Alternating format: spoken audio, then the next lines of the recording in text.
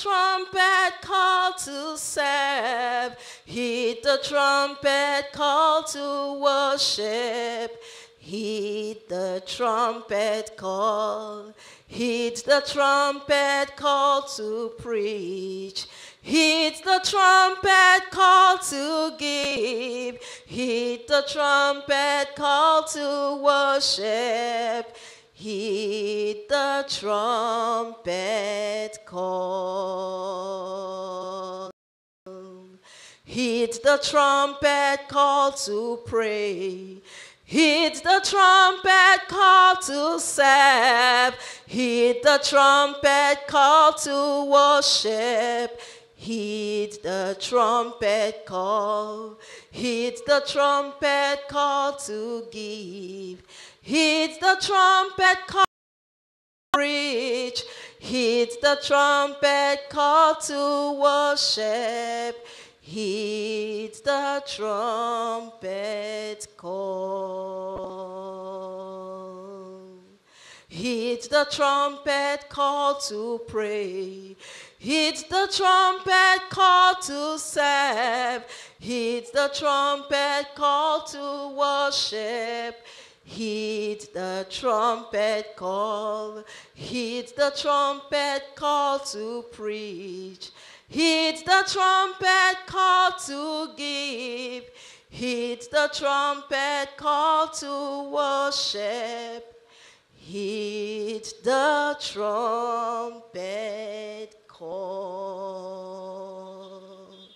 Wave those hands and begin to worship him. Worship him in words.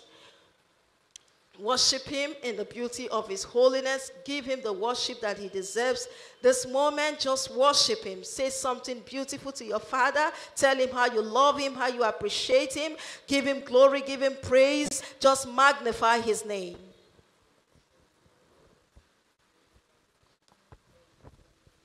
Bless the name of the Lord God Almighty. Give him the praise for giving you the privilege to be in church again today.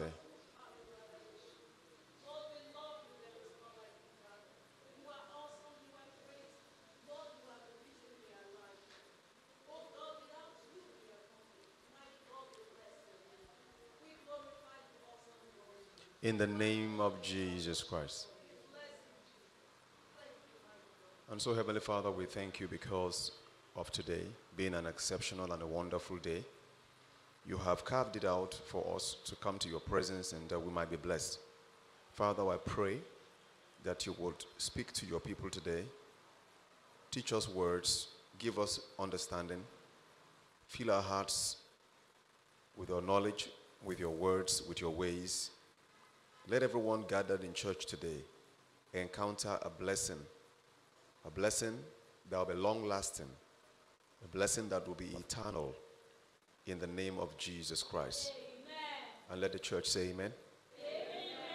And let everyone say amen. Amen. You may be seated.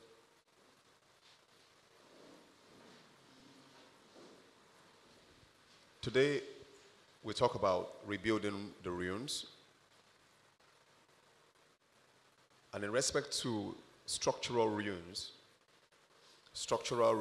in our lives, structural ruins in our businesses, structural ruins in our families, in our nations, in our organizations.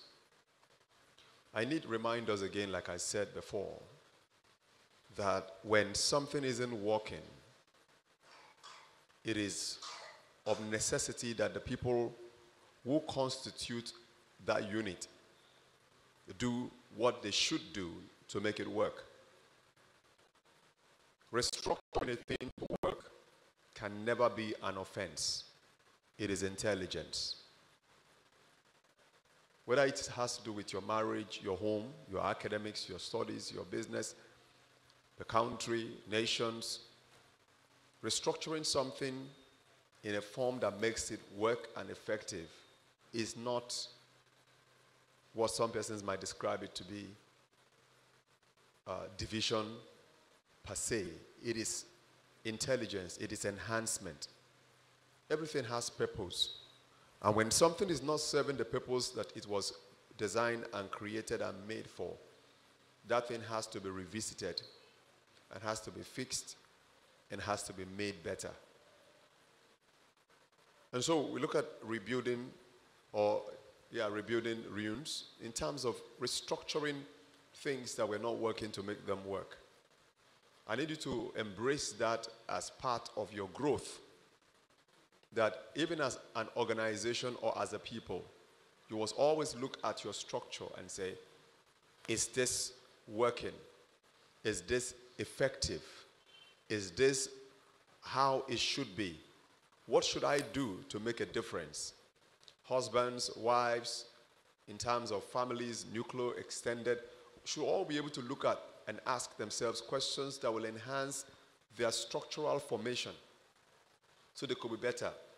Successful companies and countries today have effective structure. And structures are put together by people. People must be there to make structures work. Sometimes if you have the best structures with not the best people, you will still have very serious challenges. Like the music, a choir, for example, has already been pre-structured. We all know that there are treble singers. You don't need to create new type of treble singers. There are already treble singers. That's the structure. After the treble singers are the alto singers. You don't need to make that new. It's already an established structure. Then the tenor, then the bass. The choir already, when a choir begins, already has a structure that is working. A structure that is in order. The problem now with that setting is not whether they should be singing treble, alto, tenor, or bass. In fact, all the musical parts to which the singers will sing have been clearly defined. If you even sing a certain kind of treble, somebody will tell you that is soprano. They can tell it because they've been defined. But when you put the wrong people into the provisions of these structures, that itself becomes a problem because they won't be able to function effectively. If you take somebody who is supposed to be singing bass and throw him on the treble seat, or take somebody that was supposed to be singing treble and throw him on the alto seat or the tenor seat, you're going to make a nuisance out of already perfect structure. So when we talk about rebuilding the ruins, in terms of structure of mind, be that either that you don't have a proper structure in place with which the people can work effectively, or that the structure is there, but there are wrong people in those places, that don't fit into the existing effective structure. For example, you know every church has pastors and evangelists. But if you don't fit the right kind of persons into those offices, as much as you are able to understand the structure that there is a pastor and then there are evangelists and there are maybe elders and all, you still wouldn't have enough result until the right kind of persons, whether they be small or whether they be big, are in those offices. And that's why the Bible says that he takes away one and he puts another. Because there has to be that shuffling, the movement, to ensure that the right persons are occupying the right offices. That's why in our elective processes, there are terms, there are offices, there are tenors. So if we don't find you fitting for the office, you can be voted out of the office and someone else can be brought in. And if you're also being put there to replace someone we thought was not effective, and we discover that you too, you're not effective, we still have the right to vote you out and put somebody else to be there. Now, in the electoral processes, we're not necessarily rewriting structure, but we are replacing people that fit into the structure. But if you keep putting people into structures, and then there is still something wrong or things not working, it could then be that the structure itself is making the people useless or making the people worthless. We have a system where you could be a sparkle clean, as purified gold. But if you're put into certain system, certain democratic system, you will come out as a thief. Whether you stole or not, the identity will rub off on you because the system is so porous, it has been designed and restructured in that manner. People will definitely just accuse you of stealing, whether you took anything or not, because of the porous nature of the place. You will see phones flying left, right, and center, and you are there, and you don't even know what to do. You can't catch any. Your law enforcement agents can't catch any. Your agencies can't catch any, because itself, it's a structural decay. And when you don't, in such a case, plug in anybody you want in the world. If you don't revisit that kind of structure, you're only going to be destroying the reputations of people. They will be drummed up like scents. But as soon as they get in there and the rest, they will come up with one of the craziest, dirtiest identities in the world. That's what it means. It's just like saying this is gutter, and you take somebody clean and throw into the gutter. What you get will be death. Even that person was very clean before he went in. The gutter itself cannot purify the person more. The gutter is only going to put stains all over the person. So when there's a gutter structure, and you put even clean-minded, intelligent people into a gutter structure, they come up becoming worthless. And also, the same thing too, that when you have a very clean house, and you go fill it with dirty people who are stained with oil, they also will get into the same structure. And there are two ways here. The structure itself and the people that you put into a leadership structure, with which they are there to make, who are supposed to be there to make a difference. So we must be able to follow up on terms of structure and in terms of people that are in those structures. Now, a few things that I'd like to say to us here. I will read Nehemiah. I will read Nehemiah chapter 2. I'll read Nehemiah chapter 2. Nehemiah chapter 2 is what we'll read now.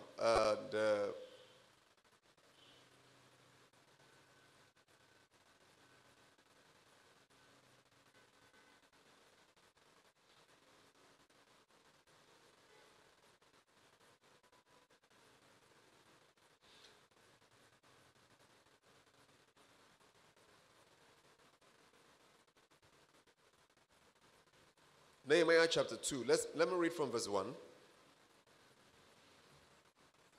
Now, in the month of Nisan, in the 20th year of the king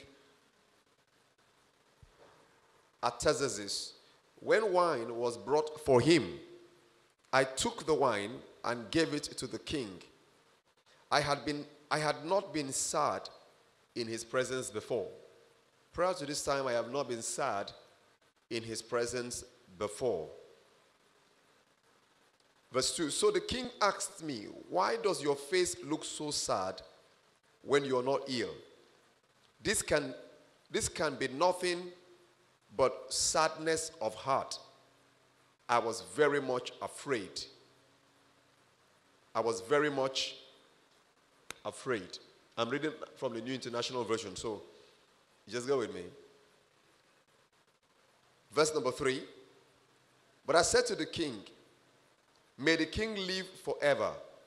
Why should my face not look sad when the city where my fathers are buried, lies in ruin, and its gates have been, what? Destroyed with what? By fire. The gate has been destroyed by fire. Okay. The gate has been destroyed by fire. The first thing that comes to our mind here is the readiness, of Nehemiah to identify with an affected structure in his father's house. Anything that you are a part of that you don't treat like your own, you won't build it. It doesn't matter what ministry that you claim to belong in. If you don't treat the work of that commission like you would treat your own thing, you won't be able to build it. Nehemiah was living a very comfortable life in a king's palace. He had already had this bond with the king in terms of a standing relationship with the king, that he can have conversation with the king. You could see in the context of that scripture how the king cared about was concerned about Nehemiah's emotional disposition. It was wrong of Nehemiah to even be sad in terms of frowning before a king. It was wrong. It was out of place. Nehemiah had absolutely no right to express such emotion before the king. He shouldn't even have dared it. It was a crime. But you could see that he already had built this bond with the king and his wife and the queen, that he can interact with them in such close measure. The comfort of where he was did not prevent him from being concerned about the welfare of the tabernacle of his fathers. It was not enough to form the ground for excuses for him not to be concerned about how the work in his father's house was going, how the work in the house, in the synagogue, how Jerusalem, his place of origin, was. A lot of us have that mindset that the moment we have a bit of comfort, like some of our leaders, if you plug a leader into a leadership position as a politician, the very moment that they become comfortable and their families have enough to eat and to feed, they care less about the generality of Nigerians. They care less about the nation. They care less about whether they are coming up with policies that really help people or not. They put their families in a car and they blow the siren and drive you off the road. They get into a very bad spot where there is huge traffic. Rather than thinking of a solution on how to decongest those junctions for everybody to be able to have a free passageway, they will dispatch military men to drive you away like rats and cats away from the road to give them way so that they can go through. You see, their comfort becomes a blinder to the fact that they are supposed to do something to better a system in ruin. Thus, they kind of enjoy that momentary exaltation that they get, build empires for themselves and names for themselves. And the same thing you see also in the attitude of Christians. Some Christians can be in church without money, poor, begging and praying that the Lord will give them breakthrough. And the moment they receive answers to their prayers, and there is a job where they are now beginning to get paid well for, they forget where they were. They forget their source. They forget their origin. The sense of comfort completely detaches them from intelligent reasoning. To know that even when I am here, I came from somewhere. Jeremiah said, if I forget Jerusalem, let my tongue cleave to the roof of my mouth. They get to places where you're promoted and you're raised to. And in reaching that height and that peak, you become disconnected from what you're supposed to be mindful of. Nehemiah was in a place of comfort, but emotionally he was attached to the work of God. He was attached to the work, not because he wasn't earning well, not because he was maltreated, but because there was a passion inside of him and a commitment that attached him to the work of God in Jerusalem. And he came to the king and he said, King, why am I supposed to jump around happy when somewhere beyond this place of comfort, somewhere fire has even engulfed the gates of my father's heritage? The place of my foundation is burnt up. There is an effect. Concern. If we want to move anything forward, you must have emotional attachment also for that. Nobody can move a ministry who is not also strongly attached to that ministry emotionally. You cannot come to a commission, for example, and say you want to help the church to grow, but there is no emotional attachment. There is no passion. There is no deeper love for the work. The deeper love for the work will even make your excitement outside to be reduced, because you'll be filled with what will I do to better the ministry, to better the units in the ministry, to better the organization, if you employ staff, a staff has to be emotionally attached to the work, and that's how the staff will work with the whole of his heart. A staff who only works for salary will not give so much of his attention to the work. The moment they don't get paid, you'll find out that there's going to be a lot of undone jobs. Companies that succeed today, that you see striving, a lot of them began by the sacrifices of workers who were willing to give sacrifices and make sacrifices to make those companies. Some of them were not even paid. Some of them worked with the boss for nothing. And you see, when those companies begin to blossom, you see other staff get employed, and they begin to earn even more than the people who founded and established that firm were even earning. And yet, when there is no money for 1 month, you see them go on strike. See them demonstrate. You see them beginning to protest. Even when the boss will come to them and explain to them the key reasons why there is a delay of fund, they will say, pay us now. You treat a business like it's your business. You work with a boss like it is yours. You work with a ministry. If you're with a pastor of a church and you're working, and maybe you're also an assistant or a resident pastor or associate pastors and all that, and you're coming into those same events as though you are a regular member, just attending and disappearing, you have no ministry. You have not the ministry at heart. You can come around on a Sunday morning and run around like a cat and a rat, up and down and all that. Some of the things that you intend to run around for on a Sunday morning, you were supposed to have finished planning and concluding within the week if you had the ministry at heart. The exhibition of running around at the moment of an event to get an event to work is nothing more than eye service. Reasonable planners don't wait for the moment of event to start showing that they are running helter-skelter. No, even without people recognizing them or taking note of what they are doing, wherever they are, you will see them putting efforts. They will be deliberately doing something to make it work. Is somebody listening to me? Yes. The pastor self might not even be aware. None of the leaders in Jerusalem were aware that somewhere Nehemiah was carrying a burden inside of him for the commission, for the ministry, for the work. Where he was, even when his life was better, people will be saying, Nehemiah's own is better. I aspire to be like Nehemiah one day. Meanwhile, Nehemiah, in the midst of his plenty, was aspiring to go back to Jerusalem so he can build and rebuild a place that has been in ruin. You see, the hearts of people are different. Some persons will be in a small church and they are thinking of how they can go and join one big church somewhere so that they can just simply say, I belong to so and so church. And they will say, oh, so you belong to that big church. That is their greatest achievement.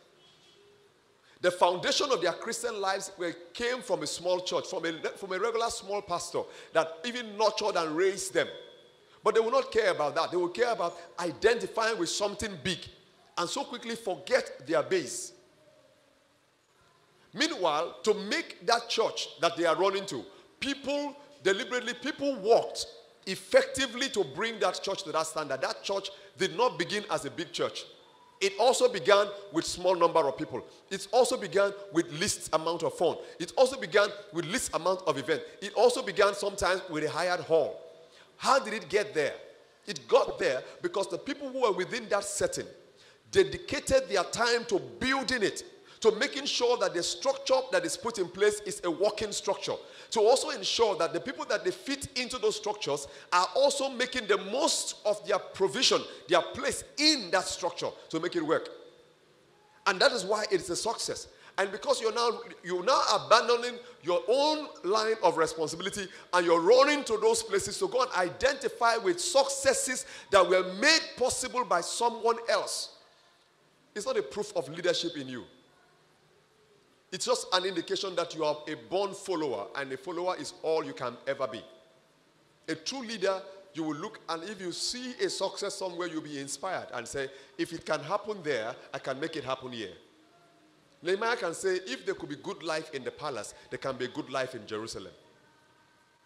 If there could be security with the king's palace, I can take the same. And so he was emotionally attached. Listen to me, there can't be motion without emotion. You can't set a ministry in motion without being emotionally attached, without your emotional link. Your emotion becomes the fuel that drives the commission and puts it in motion. I'm emotionally, I love it. I'm passionate about it. I feel for it. You sleep, you wake up in the morning, you think about the event. You see, people who have an emotional attachment to a commission will not be reminded of the events of those commissions. There will be those that will remind others of the event. They will not wait. You can hardly see where they will say, are you aware that we have so meeting this week? And they will now tell you, hey, I forgot. If you forgot, what filled your memory? If you forgot, what filled your memory? What filled your memory were the things you were attached to. What filled your memories were the things that you were passionate about. What filled your memory were the things you loved. What filled your memory were the things you were concerned with. So because you're not emotionally attached to this work and to that event, it had no place in your storage. It has no place in your memory. It has no place in your mind. That's why you were, so it was possible for you to very easily forget it. Possible for you to forget it. You go to an average businessman now, you ask some of them their phone numbers. They will tell you they don't have their phone number. Ask some of them their bank account. I have seen many of these business guys who can't tell you their phone numbers, but they will write their bank accounts with a bank name and give to you and say, send the money here.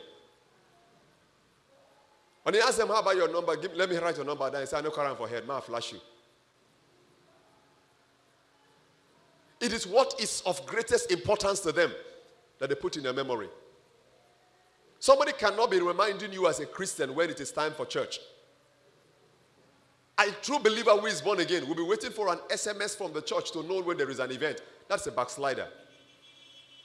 That's not a Christian, that's a backslider. I can understand the need for new believers to be given such reminders. But for an old believer who is supposed to be posting the reminder, to actually wait and say, I didn't get a message on that response. So that's a problem. The structure can be made perfect, but in the wrong people with that structure, it becomes a problem in itself. And so he said to the king, but verse 4, let's read verse number 4. And the king said to me, what is it you want? He said, then I prayed to the God of heaven. The king said to me, what is it that you want? He said, the moment the king said that, I got into prayers. How many times do you pray for the work? If you want something to really happen. We talk. Strategize. How many times do you pray? The king then asked him, what do you want? I have seen many persons who have used their bosses as excuses. Have you ever truly communicated with your boss in sincerity, your passion about God's work? Have you done that? Have you built a relationship up to the point that it is even possible for your boss to listen to you? Because some of the lives in which you live in your places of business are outrageous.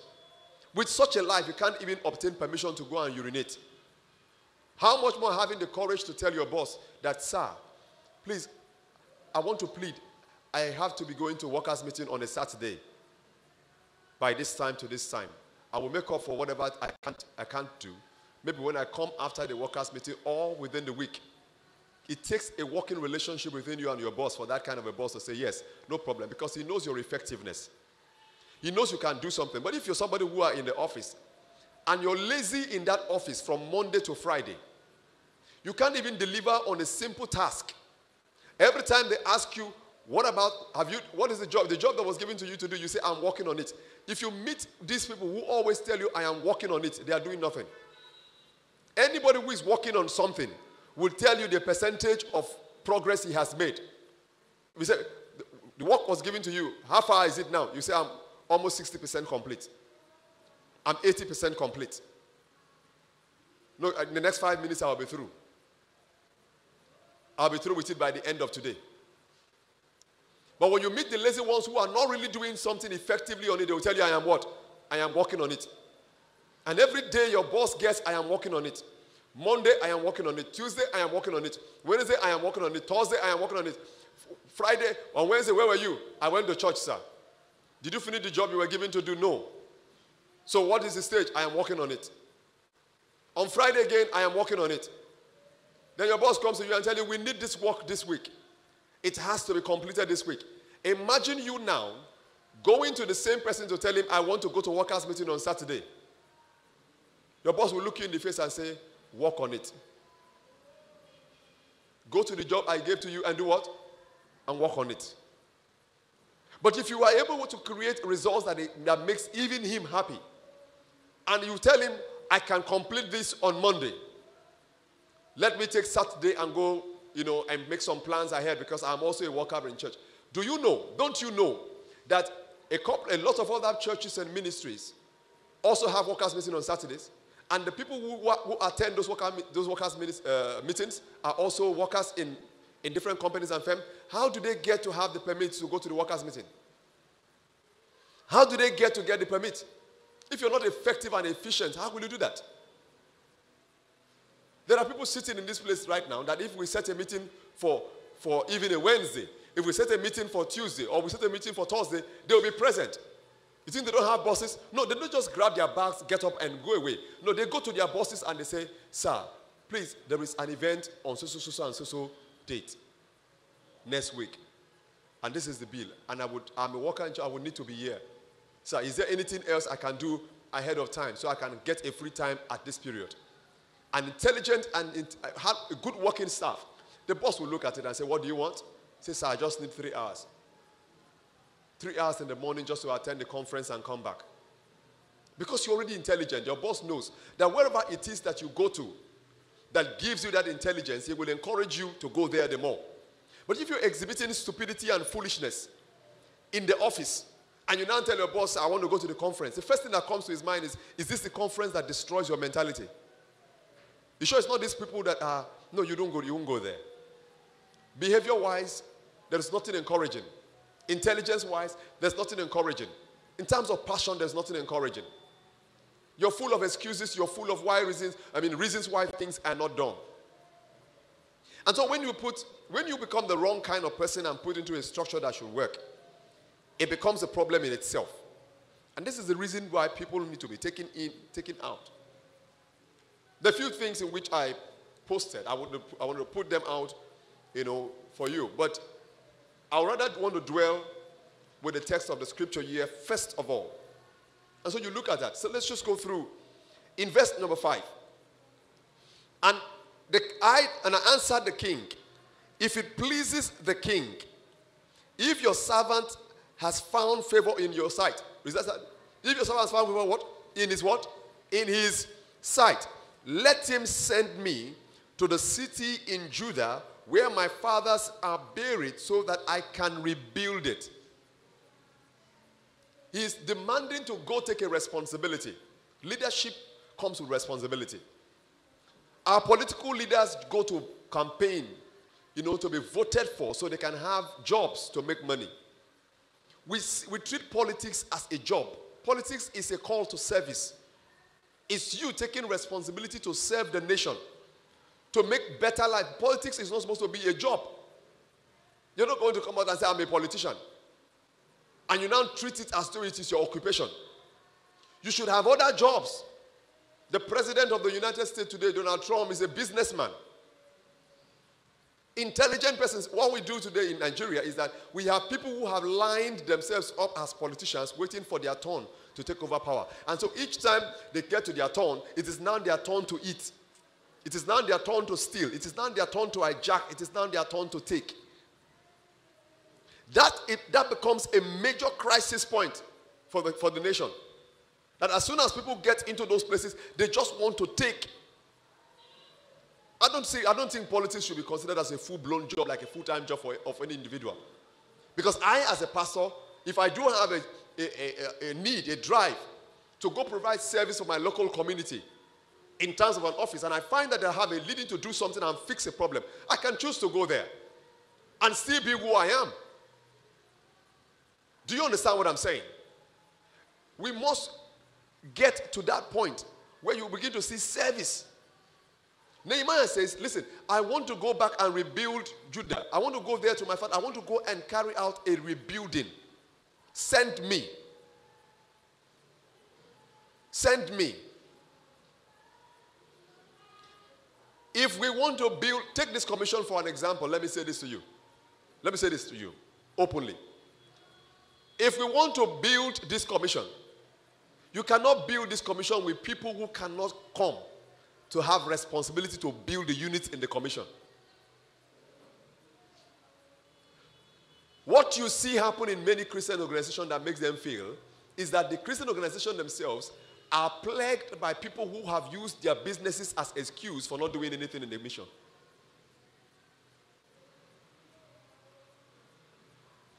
My boss will not, my auntie will not, I am busy, I am that. You cannot be a pastor in a commission and use your bosses as excuses for not carrying out 100% commitment to the work you have been called to do. No. It is wrong.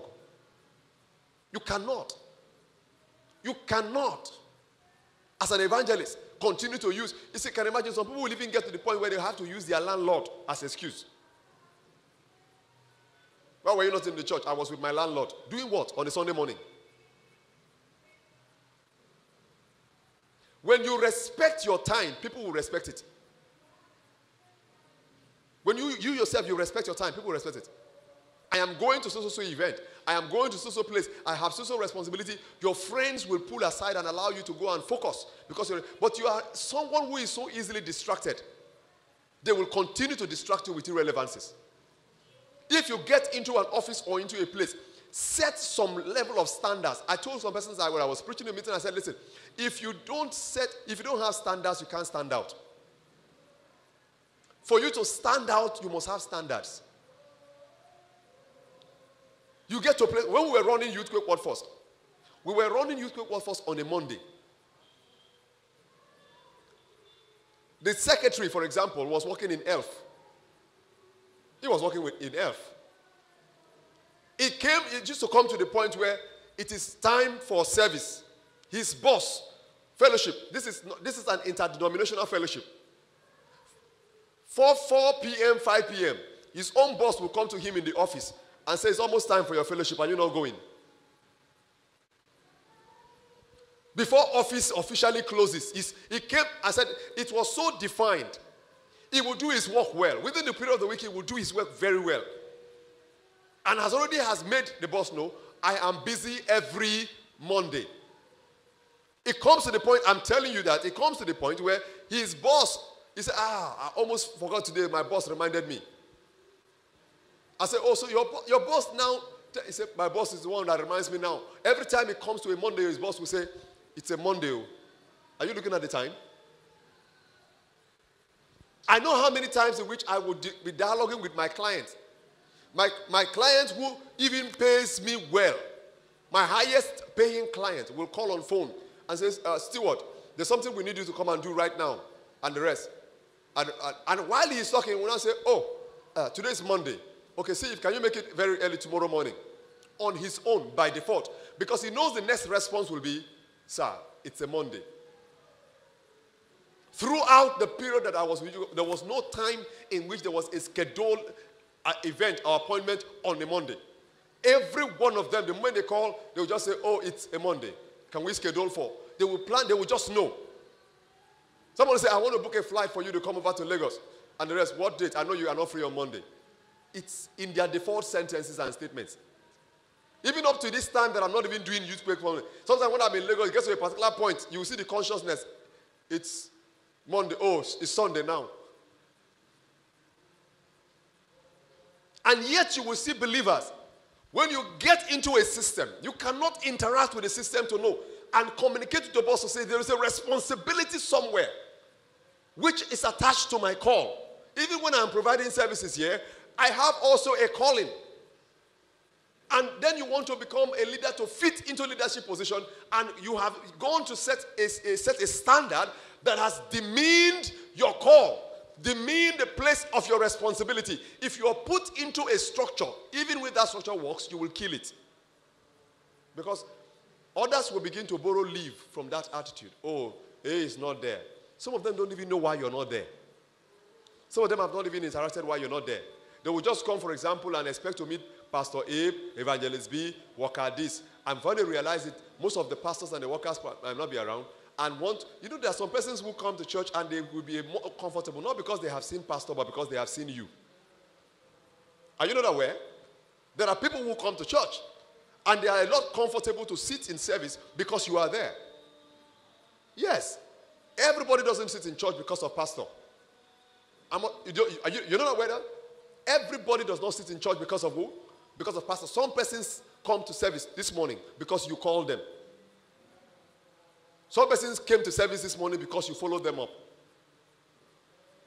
Some persons came to service because they wanted to meet you in church. And so you might think it doesn't matter, but your continuous absence in the name of your working is also sending a signal to the other person that he also can skip the same meeting and do his work. You are preaching. You are a living epistle. You have already preached a sermon by that. Nehemiah can choose to enjoy palace or can make up a mind and say, listen, let me leave this palace now and go and rebuild. When I go to rebuild, when people see that Nehemiah is rebuilding, they will join Nehemiah to rebuild. Nehemiah is not going to sit down and tell them, please, beloved, you guys are aware that I am very, very busy here with the king. And the king is a very strict and rigid person. There is no way I can make it. I can't come. But I want to encourage you guys to start building. Be building. Be building. I am praying for you. I'm with you in the spirit. Be building. You cannot build in your absence. You cannot build in absence. Do you get what I'm saying? You cannot build in absence. There is no contractor. If you give an engineer a contract to build on this land and he doesn't show up in the place of that building, you will take that job away from him. For him to make an effective structure, he needs to be at the place. The bricklayer will not be in his village. And when you call him, he says, sir, we are building it. Sir, we are building it. Where are you building it from? You must be at the place of the responsibility. You cannot be a builder who is absent. Today, our country, we are talking about economic. We could throw blame left, right, and center. We have absent leaders everywhere. Look at the country. I'm not just talking about those who travel for medical tourism. I'm talking about even those of them you think are around. They don't even show up at work.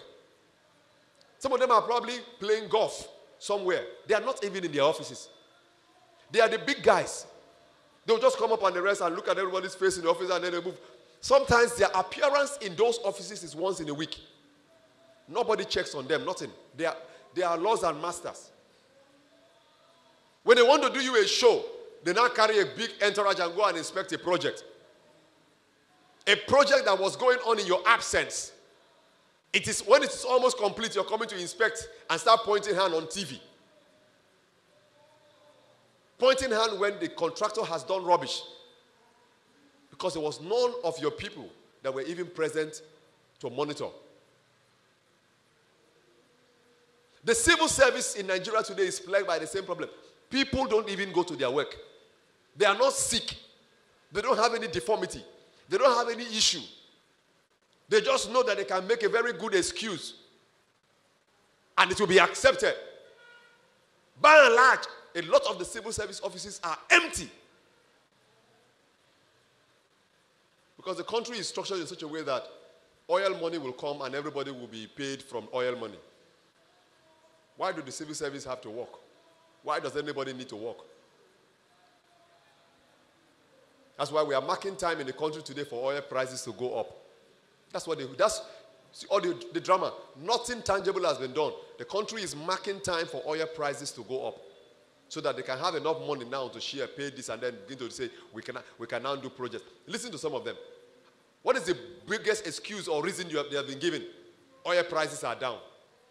When they compare the government with the past government, what do they tell you? Oil prices, how much was oil selling then? You can imagine that the mentality of the average leader in Nigeria is the price of oil. How many times do you go to work? Because if you go to work, you will think of other alternative revenue generation mechanism for the country, for your state, for your unit. You'll be productive in the absence of oil. Is there nothing else that you and your people could do to also generate revenue? How about countries that don't have oil? How about countries that they don't share money from the center to them? Don't they survive? The average person worker doesn't even care. There is always a reason why you won't show up for work. The decadence is serious.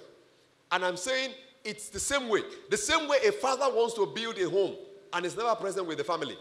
Never present with the children, never present with the wife. And wants to build a family in his absence. Every single season, he will tell you there is one reason, there was one point, there was one reason why he is here, he's out, he's traveling, he's busy. He comes back, he's in his room, he shuts the door, he sleeps, he snores, takes his bath, eats his breakfast, gets up in the morning, he is gone.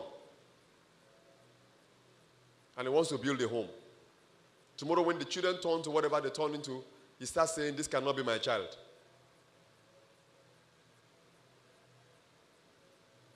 You can't build anything in your absence. Nehemiah said, send me. We have units in the organizations that must be alive. You know what? All those units need are people that will say what? Send me. And you can go to your places of occupation and say, listen, sir, I promise to be as effective and efficient as I can be here. To do all my jobs. But sir, please, can I have 3 hours on so day so I can use it to work with the youths of the church? If you are like Nehemiah, an effective and intelligent, committed worker and staff, it will be granted. It's that easy. It will be granted. And you can buy the 2 hours and the 3 hours and bring it back and look at a unit, whether it be men fellowship or women fellowship or children fellowship or youth fellowship or the media department and all that, and you'll be able to put in efforts and build it. Imagine for a moment that you have up to 20 persons like that. Is there any aspect of the church that will not be built? Is there any wall that cannot be raised? But in the present generation church, it's full of people with titles, title-minded leaders. I am Reverend this, Doctor, that. Everybody is competing for which of the biggest title he can bear. And whenever you make some blessings and you are now a pastor, it now looks like something in which you should put in your complimentary card and distribute. The task that is attached to the job you are not doing.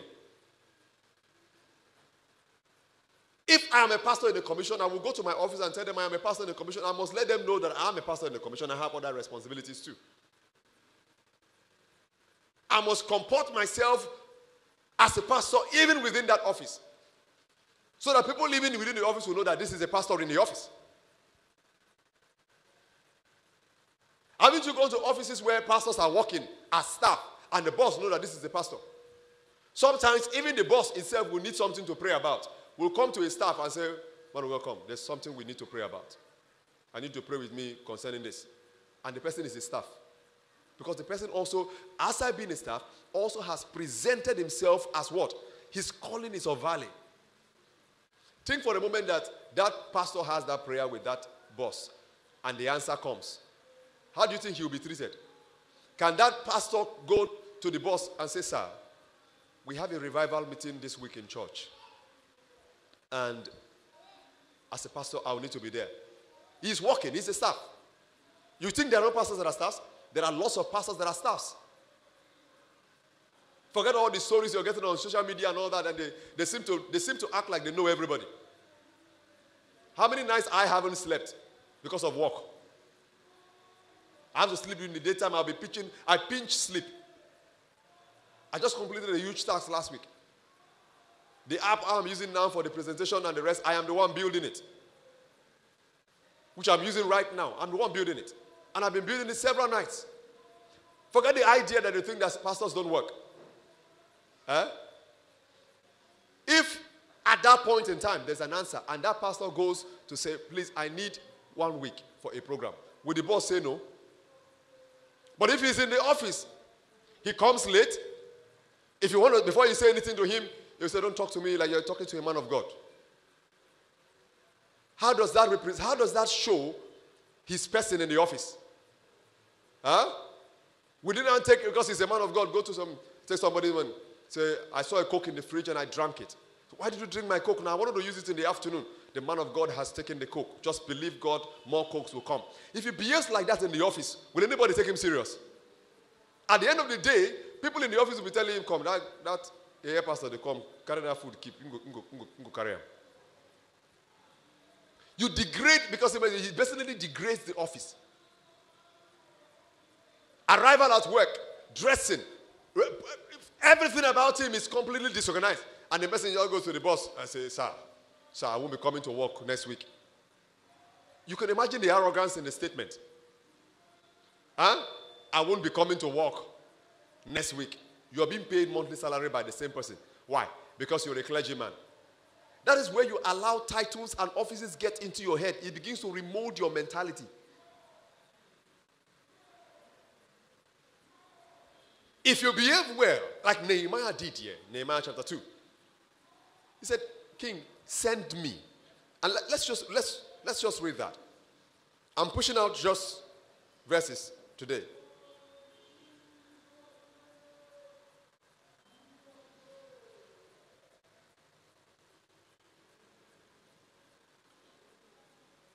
It says, "And I answered the king, if it pleases the king, if your servant has found favor in his sight, let him send me to the city of Judah, where my fathers are buried, that I can do what?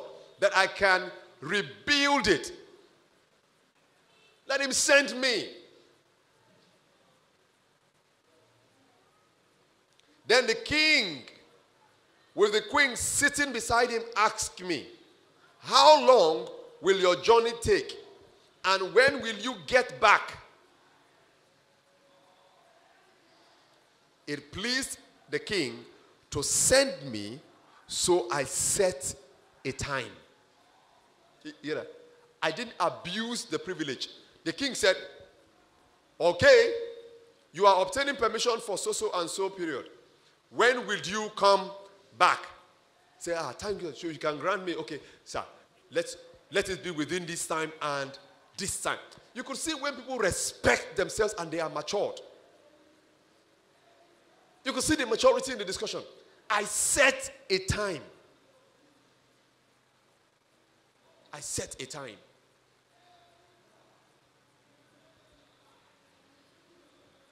Any mission you cannot give time to, you cannot give life to. Any unit or group, any organization, any commission you cannot give time to, you cannot give life to. The sun, that is one of the prominent symbols of time to us, in terms of your measurement of 24 hours for a day. The sun is also a major source of life. Take away the sun now, you will know that it is important in your life and in plants. Anything that you cannot give time to, you cannot give life to. You become the sun. You become the sun. You cannot be telling, you cannot, listen, you cannot be making excuses as a worker that should be at work and you're looking for reasons why you should not. As a minister, a leader in church that should be in church and you're looking for reasons why you should not.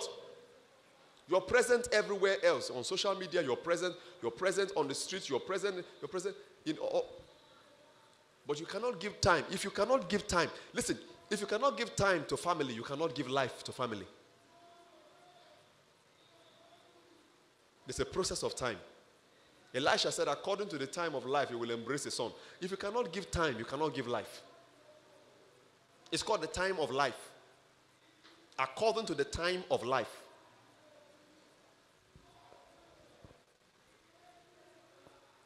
The reason a lot of units in churches or groups die is the absence of time. People can't give it.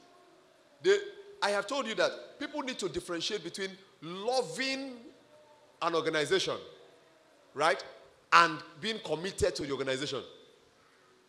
Loving the organization is just love what it represents. But being committed means you're ready to make it succeed and you are giving all to make it work. And what organizations need are people that will commit to it. Not people that will just love it. There are a lot of people who tell you they love Nigeria, but they cannot commit to Nigeria. They cannot make sacrifices for Nigeria. The Christian faith that you have today was born out of sacrifice. People left boats. People left boats. Left fishing, left occupation, and followed Christ for you to have the faith you have today. And you claim to want to build church. You claim to want to build Christianity. You claim to want to build the same faith. And you cannot make same sacrifices to an extent for it. You're not ready. You're not committed to it. Think of it if Peter didn't leave what he was doing. If John didn't leave what he was doing. If Mark didn't leave what he was doing. If James didn't leave what he was doing. If some of these men did not leave some of the things they were doing. In the absence of those sacrifices, who would have been sharing the gospel to you? If Paul didn't leave what he was doing.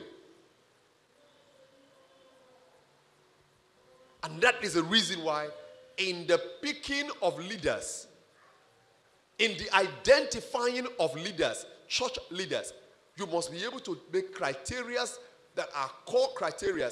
Anybody who cannot give time. Listen, some of you, even in marriage, some of you ladies are ready to marry. That's why I told you that, listen, not every marriage is a blessing. Not every marriage is a miracle. And not every suitor is a blessing. I told you that.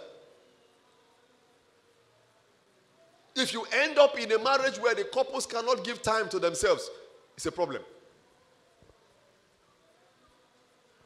Sometimes you will just be there burying your face in your mobile devices throughout. you must also come to the awareness that some of this time in which I am buried in these devices, my family needs it. The children need it. My wife needs it. Some of this time in which I am hanging out on the street with friends, every day you get up in the morning, the next thing you see, you are going to hang out with friends. You will close work, and you will move from your work to the clubhouses and go and hang out with friends, and come back to the house by 10 or thereabouts. Your wife will call you, say you're on your way, you're stuck in traffic. Meanwhile, you are there drinking somewhere in one clubhouse with friends, gisting. She will even tell you, you're in traffic. Press the horn, let me hear. Press the car horn, let me hear. You will use your mouth. Fee, fee, fee. She will say, honey, this car horn is not the same with our car horn. You say, what? I entered the horn. But I'm coming, I'm on my way, I'll be there soon. And the time you now arrive home, you now begin to form Mr. Very, very tired. It was a very busy day today. We were so tired, I don't have any. No. Sweetheart, your food is on the table. No, I don't want to eat. Your stomach is full. But you act like you don't have appetite. Your stomach is full. I'm very, very tired. You can't tell her that you have eaten and your stomach is full. You go and fall down and sleep. But early in the next morning, you will be spending 30 minutes or so in the toilet. Doing what? You didn't eat last night, Abby? What are you doing in the toilet for 30 minutes? What are you doing in the toilet for 30 minutes? And then you put on your clothes and again you're gone. You're a scarce commodity in the house. You can't give time to something, you can't give life to it. It will die. In order to take this further, I also said to him, if it please the king, may I have letter to the governors of Trans-Euphrates, so that they will provide me safe conduct until I arrive in Judah.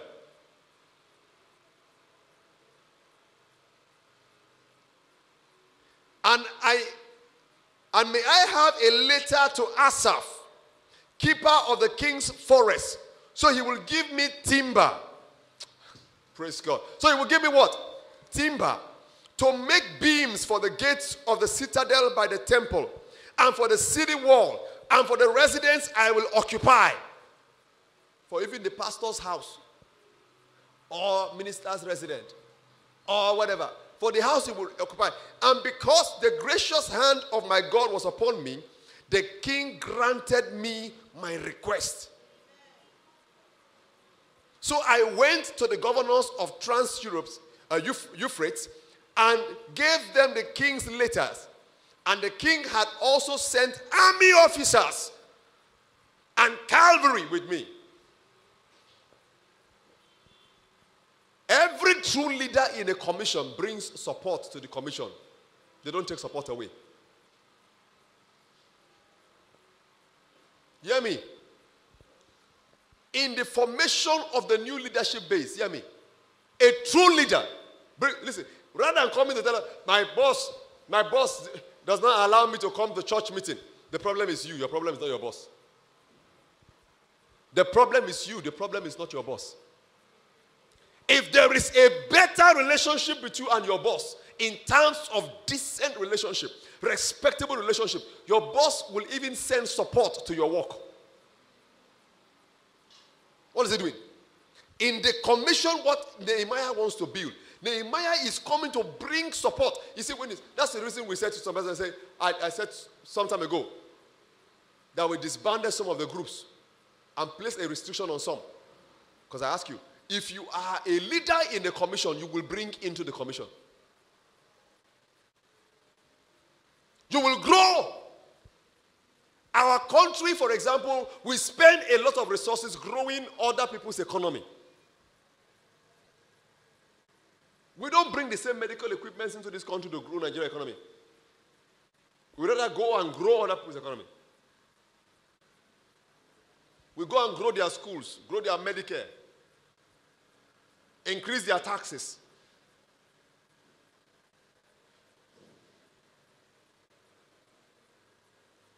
Recently on paper, the vice president said that medical tourism is depleting the country's reserve. And we laugh. Have I traveled out for medical tourism? Have you? So who is traveling now for medical tourism? In sensible structure, you build what you have. You develop what you have. You support what you have. You enhance what you have.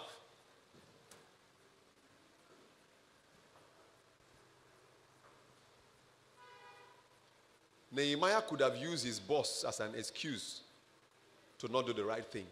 But not just did he get the permit from his boss, he got the boss to become a partner to the project. Are you hearing me? The boss provided material even for his own residents. Says, I'm going. Can I have, can you also give me a letter to, can you also give me,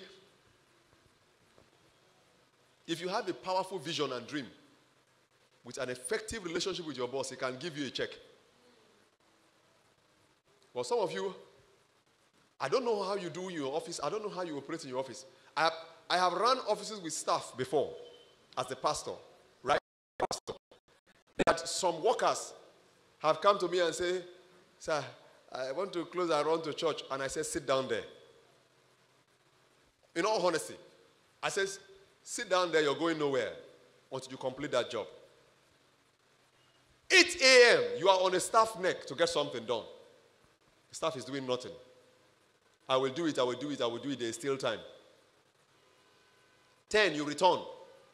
Post a reminder. The staff is still playing games. Sir, let me finish this thing first and the rest I will do it, I will do it, I will do it. 12, you are back. 1, you are back. 3, office is supposed to close by 6 o'clock. 4 o'clock, the same staff come to you and tell you, sir, we have youth meeting today. I wanted to rush down. Then I can come back later in the night. I said, go sit down there. And you'll be looking at me and saying, this church I want to go to, and you're a pastor. Sit down there. You are a lazy believer. You have no right to go anywhere. You sit there. Because if you knew you were to go somewhere, you would have finished up what you needed to do earlier. And when the whole task is finished, you will say, sir, I want to remind you, remember I told you last week that I was going for a meeting this evening. It is not even going to be in that morning where you are going. You can imagine, for example, Nehemiah has folded everything, kept his clothes, ready his bag, everything is there, and he just keep at one corner, and then go to the king and say, King, I want to take permission from you. I need to travel to the village and go and build my father's house. When? Today. Is that how Nehemiah acted? And he just expect the king to and before the king will say, but it will take you time to get ready. Sir, I've already folded my clothes. Who authorized you? My things are ready. Who authorized you? They will jail you. Respectably. The timeline with which you obtain your permit. Build, you see, I'm talking about the fact that we need to look at the structure. But at the same time, look at the people, the attitude, the manner of the people you put into structure. Some characters don't make for leadership. Some behavior system, in and out of the church, in the nation, on offices. The problem is people haven't known how to fine-tune their behavior to make things work. And that's why you continue to use other people as excuses. Adam came to the point where he even used God to make excuse to God. It's as bad as that. He used God to make excuse to God. The woman you gave me. The woman you gave me. He used God to make the excuse for not doing the right thing. There's always the lousy explanation that we can give for not doing what is right. Christians have become very lazy that we fail. See, Nehemiah also prayed. Did you read it there? That he also did what? He also prayed. But us, we will do nothing. We will act lazily. We will not have the relationship. We will want to cover everything up with prayers. Man of God, we are praying. We are praying for it. You have prayed for it. But who is going to build it? You have prayed for it. Who is going to build it? Who is going to build it? The same man who prayed for it is the same man who took the trip to go build it. It's the same man who won the support of the king for the project. His greatest obstacle would have been the king. But he was able to win it Because the king saw how emotional, how passionate he was about rebuilding that wall. The king didn't have to ask too many questions. He looked at Nehemiah. For the sake of Nehemiah, he became a part of the project. For the sake of Nehemiah, he became a part of the project. And we pray that God will give us such Christians in church today. Your boss could be an unbeliever, but he will support God's work. And he will even turn to even becoming a believer because of you. The way he sees your life, he might even come to the faith because of the way he sees you. But not you being a believer, and the way you have your disposition at work will even make your boss will tell you, are these Christians? These are the Christians? She's a Christian? Oh my.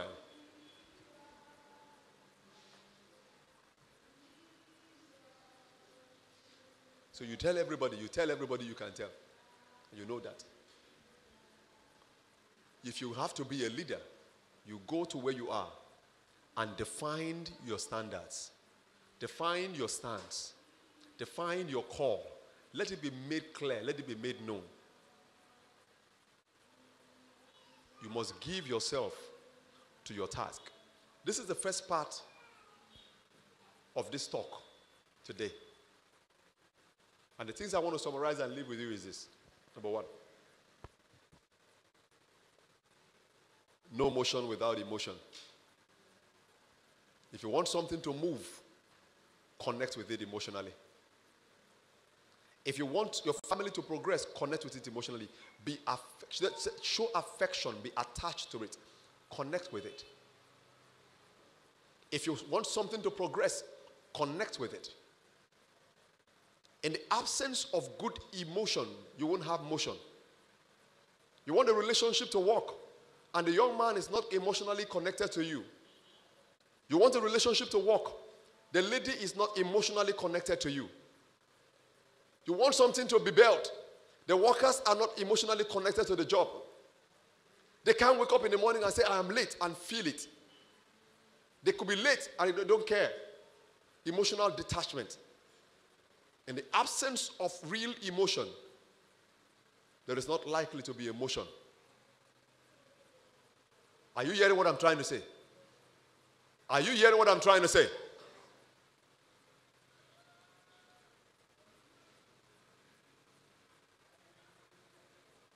Next is that you must make the necessary sacrifices to build. He had to forfeit his luxury in the palace and made the necessary sacrifice to build. Building is not easy. Demolition is easier than building. Nehemiah had to forfeit a lot to be able to build. Every building requires sacrifice. If you must build your life and you cannot make necessary sacrifice, that life will not be built. Is somebody hearing me? Those of you who are in church here today, you will pass this word to those who are not present here this morning. It's like that. The third thing I need you to take home, is that if you cannot give it time, you cannot give it life. If you cannot give it time, you cannot give it life. Like I said, whether it is the country or the church or your relationship or your family, if you cannot give it time, you cannot give it life. Can I hear you say it again? Say it with me. If you cannot give it what? You cannot what? Say it again. I told us that the sun that is instrumental to our timing is also very instrumental to our living. So you become a son to that project. If you cannot give time to it, you cannot give life to it.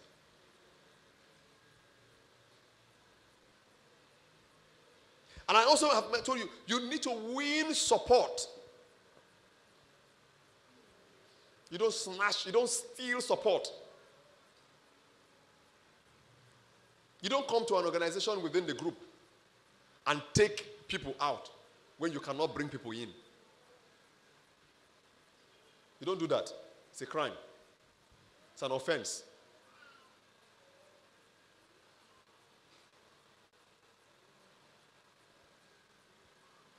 You bring support. You don't use your bosses and all that as excuses. You win them in.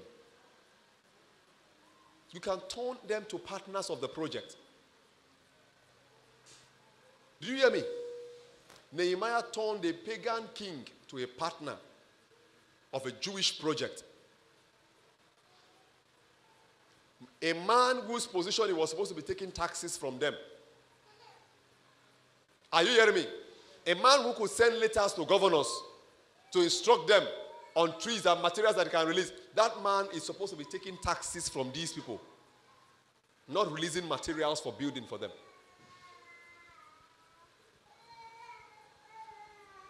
So, but Nehemiah turned the king into a partner. You see, when you meet real leaders, they make things work. They don't just talk, they walk. I said, when they meet real leaders, they do what? They make things what? Talk to me, chum. Talk to me. Let me be sure you're hearing me. If you meet real leaders, they do what? They make things what? They don't just talk, they walk.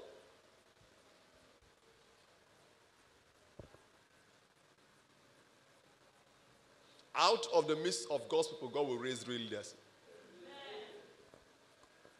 There are criteria and conditions that determine real leadership. May it be real in the name of Jesus in our lives. Amen. In the name of Jesus Christ. Amen. Stand up on your feet and pray. Tell God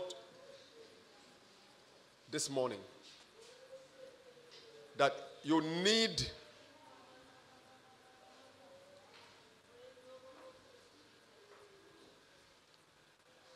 I ask you to stand up and pray. You need to be a real leader, a practical leader, a true leader,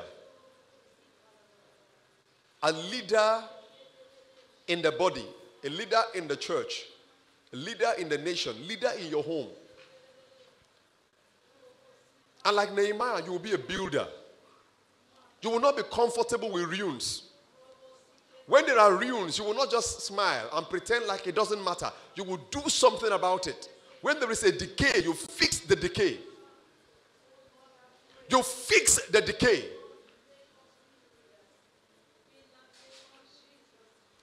That's what we want to begin to build. We want to begin to build people that are passionate in fixing decays than tolerating and than pampering them, mending it, and trying to say, oh, we can manage with this. No, I'm talking about structural, fixing the structure. Structural remolding, remaking.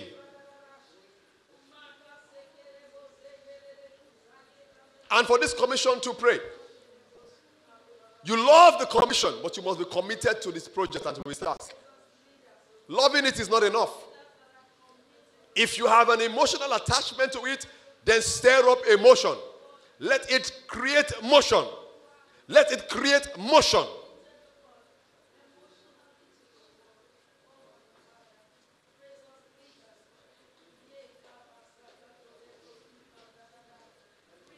Begin to pray for the people we have in church. We need people who won't be giving us excuses. We need people who will go, whether you are walking somewhere, you go there and say, this, sir, this is this. You must rewrite your terms. These are the things we need. People that will come to this conclusion. People that will come to the decision. This is the decision. This is this. I am ready to be a real leader, and I must make the necessary sacrifices to make my leadership progress and projects work.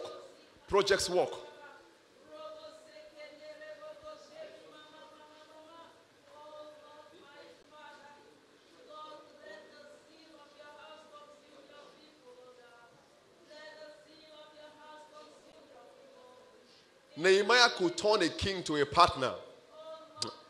Rather than use the king for excuse, he turned the king to a partner. He brought in, he brought the governors in, he brought the people in, he brought the leaders in, he brought them into the work, into the project. He was able to win them into the project. He was able to lead them into the project. He was able to pull them into the project. That's what Nehemiah did. Nehemiah was able to win into, pull into, bring into, build, to bring the forces together, to bring the forces of the Gentile together, to cause a building to take place, to cause a growth to take place, to bring life into the system.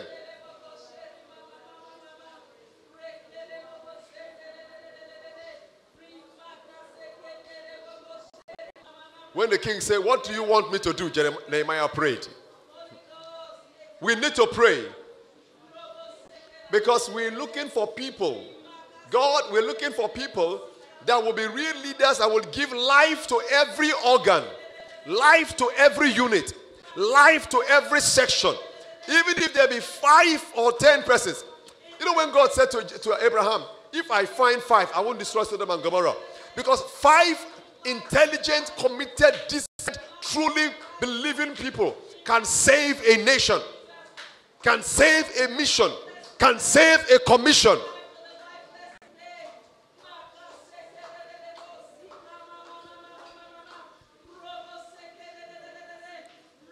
Radabosite libre hondorosuta labraha.